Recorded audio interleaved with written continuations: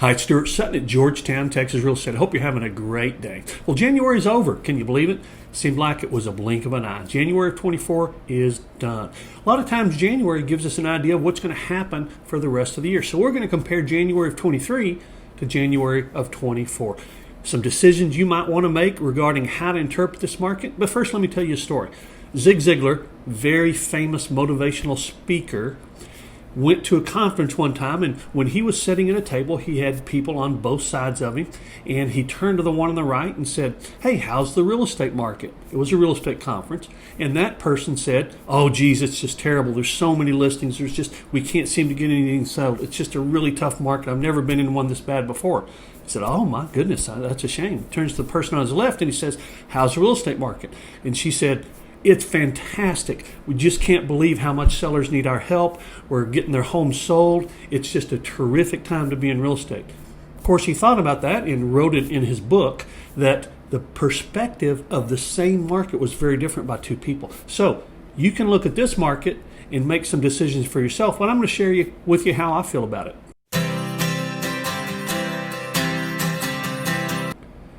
First of all, this is the resale market in Georgetown, Texas. Sales slipped about 6.75%. Not really bad on the scale of what we're talking about. It's not a huge pool of data, so that is not a dramatic change. It's not a dramatic shift in what's been going on in Georgetown. And neither is this. The average price for resale homes down about 6.5%. Again, it's not a direct reflection of this is how much prices have fallen. That's not necessarily the case. In a larger pool of data, it might be, but in Georgetown, Texas, you just can't really assume that. Now, have prices slipped? Yes, they have. And there's more than one indication of that, in addition to the prices and the average prices in January of 24 compared to 23. You see the price per square foot has slipped as well. Now, I don't use price per square foot to value homes necessarily. It's one factor, but a lot of people use it as a measuring stick, so that's why I mention it here. Now, here's a good sign. New homes in Georgetown, Texas in January of 24 had a higher average price than in January of 23. So that's actually a really good sign. Back to resale homes. Resale homes that closed in January of 24 were on the market an average of 89 days. So let's just say 3 months. Now, that's really a very normal type time on the market. We've seen a market that's been so good for so long that this seems like a big negative, but it's actually fairly normal. It's not out of the ordinary to have your home on the market for a few months, and anyone who's had a home on the market in the past probably realizes that.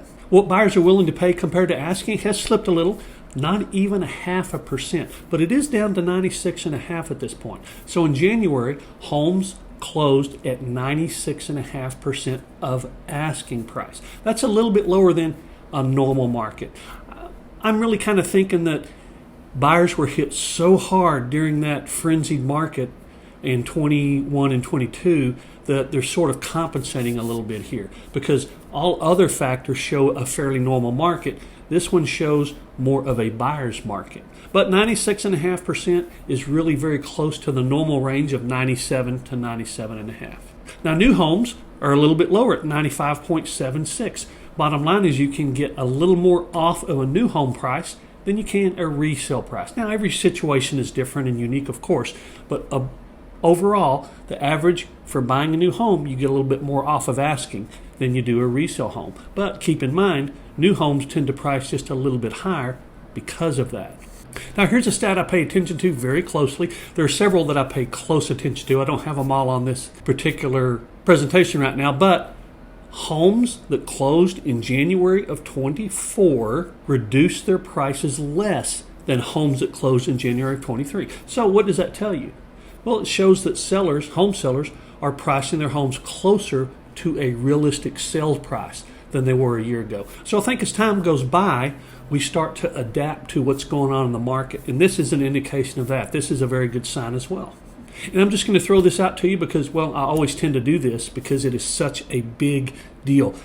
No price change. What does that mean? Well, homes that put their home on the market and didn't have to change their price and then went under contract, they sold higher, they sold closer to asking, and they sold faster. What does that mean? Well, when you go on the market and try to ask a very aggressive price and then have to bring it down, you typically end up making less than if you'd have priced it properly to begin with. That's just an old real estate rule. It's been that way as long as I can remember, and it's statistically supported right here in Georgetown, Texas as well. And here's something that everyone is paying attention to and asking about, and that is inventory. Yes, inventory is still quite low in the Georgetown real estate market. It's very low compared to the normal years that we can look back and reflect on. I don't know if we'll ever see a normal year again, but we're getting closer to that as time slips by. The new listings in the market were much better than a year ago, about 6.7% higher. Homes that went under contract, really good sign, much more in January of 24 than in January of 23. And the homes removed from the market, fewer removed from the market in January of 24 than in 23. So all those are good, but when you look at the numbers, not just the percentages, we actually still have fewer listings than we did in January of 23. So inventory is still short. There are not as many homes in the market as you would expect in a market like this. So demand is still a little bit shy of what it should be because we're not seeing those homes go off the market as quickly. So the buyers and sellers seem to have balanced each other out. Not as many homes in the market, but the buyer demand seems to have reduced as well to compensate for that. Hope this makes sense. Now, I haven't put another video up here for you.